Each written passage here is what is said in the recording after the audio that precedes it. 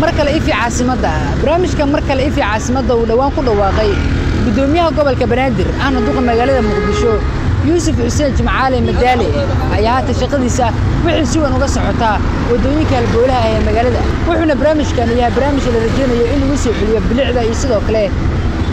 iftiiminta magaalada iyadoo maamulka gobolka Banaadir uu qorsheeyay lacag dhan 2 milyan oo dollar barnaamijkan ayaa qorshe lagu doonayo in lagu iftiimiyo dhammaan magaalada caasimadda ee Muqdisho si gaar ah wadooyinka magaalada waxaana qorshahani maamulka gobolka Banaadir uu ku qarash garanayaa qarash dhan 2 milyan oo dollarka Mareykanka ah waaxda dawladda hoose gaar ahaan qaybtooda u qaabilsan bilicda iyo sidoo kale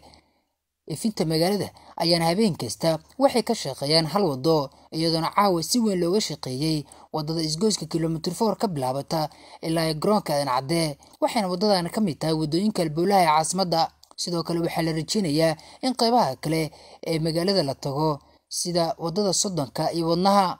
dadka shacabka ah waxay arintan u arkaan guul laakiin waxay dalbanayaan in meelaha mugdi uu ka jiro la iftiimiyo laakiin la isku soo koobin wadada Makal Mukarrama iyo hareeraheeda وكون قار كم شعبك وسودو ويي برنامجك افتيمينتا مقالدا ما شاء الله ورتاد ياد بنو فرح سنه تيفيك قرنكا مغعيغو عبد الكريم فيصل احمد ارون مدة سومال لا انا هي لكن halkan waxaan joogaa muddo yar baan joogaa oo ku faraxsanahay inta Muqdisho ka arkay magaalo qurux badan ma sha Allah in ku badan oo ku sii nagaan doona dawladdu dhinaceeda ka dadaalaysa shacabkuna waxa fiican iyaguna dawladda iyo shacabkuna wada shaqeeyaan ma fiican intan joogay may ma arag haween لا انت مكان مقالده كدغنahay meel mugdiya kuma arag sidoo gudo soo kordhinay bilicda magaalada wax deem ku sheega muuqa magaalada dadku indhaha caalamku soo qabanayeen moogtay waday Soomaaliya ka hormarayso ma faham laakiin magaalada sida yaar waxayna martay nooga macna aftiga bilicda magaalada soo celinayno bilicda magaalada soo celinayno magaalada lama wada aftiin noqotay hadii nalaam soo ka caado laakiin macna hada الناس عمر جبيو مقال قارب بدن مال برسنا مال أو برسنا جرو أو عفتين لين أو مقدة معنا دلولا عتا معنا قف مركز وعصنية معنا الناس عمر جبيو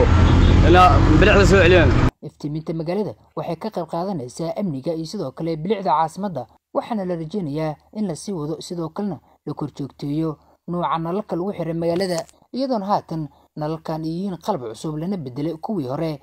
waa kan Cabdimaad Cabdiraxiin Cilmi oo ah agaasim ku xigeenka soloorada maamulka gobolka Banaadir waxa uu sharaxayaa shaqadii caawa ay ka qabteen wadada kilomitir 4 iyo sidoo kale shaqooyinka kale ee qorsheysan anagoo ka duulayna marka duqa magaalada Muqdisho doon Yuusuf Xuseen Jimcaale Madaale oo u asteeyay marka la ifti magaalada oo aan ka howlgalnay caawa wadada ka tagto lambar 4 ilaa iyo wadada Aadan Cadde oo habeen horna aan ka howlgalnay wadada Makal Mukarrama digada sida ugu dhaqsiyaha badan anagoo dardargelinayna amarka duqa magaalada Muqdisho oo ku ifinayna magaalada gobolka Banaadir oo dhan labadan bilood soo socdo oo Ilaahay idmo caaw waxaan ifinay wadadan ka bilaabato kilomitir 4 ilaa iyo wadadan airportka xalana habeen horna wax ka howlgalnay wadadan Makal Mukarrama waxaan rajeynaynaa ilaa aan tagi doono hodan warshadaha wadnaha Sodonka haduu Ilaahay idmo ilaa iyo ex control afkooye duqa magaalada Muqdisho uu asteeyay qarash dhan 2 milyan 500 dollar oo aan ku ifin doono sidoo ugu dhaqsiyaha badan labadan bilood soo socdo gobolka Banaadir oo dhan dadka shacabkana waxaan kula dardaarmaynaa inay ilaalsadaan hantidooda ilaanta waxay kamid tahay amniga iyo bilicda soo celinta magaalada Muqdisho kuwii hore la galiyay waxa la digay tuugo oo lagu qarash gareeyay qarash intaan iyo in ka badan ah haddana taana waxa rajeynaa inay ilaalso doonaan Ilaahay tani waa bilowga shaqo hordhaca waxaana la rajeynayaa in magaalada qaybaheeda kale uu si weyn ugu faafo barnaamijka ifi caasimada